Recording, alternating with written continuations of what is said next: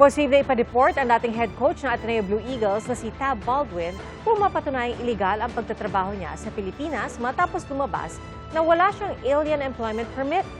Pero giit ng kampo ni Baldwin, meron siyang permanent resident visa. Saksi si Bernadette Reyes. How are you feeling today, Coach? Nagpunta ang dating Ateneo Blue Eagles basketball coach na si Tab Baldwin sa Department of Labor para sa pagdinig. Nais malaman ng DOLE kung may mga kaukulang dokumento si Baldwin para magtrabaho sa Pilipinas bilang isang foreign national. I've always respected the process. I've always tried to be diligent in following the correct procedures. And hopefully this is something that we have done well enough to please the Department of Labor. Sabi ni Baldwin, may dual citizenship siya sa Amerika at New Zealand.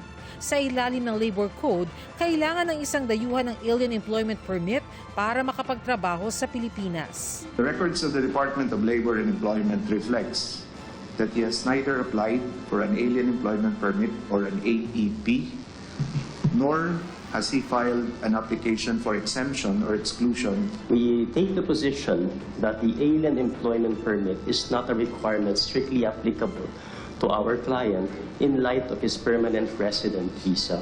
We do have documentation that an AEP was delivered to me. An AEP application was partially filled out, and I do not recall not doing that. My habits are that when I am asked to perform documentation, I do that. Sa July 9, ipagpapatuloy ang clarificatory hearing dito sa Department of Labor and Employment kaugnay ng authority and status para magtrabaho ni Coach Tab Baldwin dito sa Pilipinas. Kung mapatunayang iligal ang kanyang pagtatrabaho dito, he will be deported. He can be deported. Meron kasing provision ng batas yung 3 months to 3 years imprisonment prior to deportation.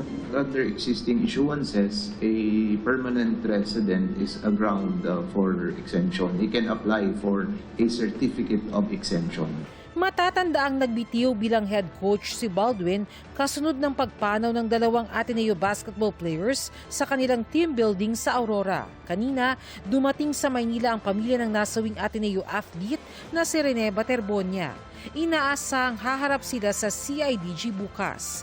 Nagpunta naman sa NBI si Ateneo de Manila University Athletics Director Emmanuel Fernandez. Sabi ni Fernandez, wala siya sa naganap na team building at hindi rin niya ito alam. Ako si Bernadette Reyes, ang inyong saksi.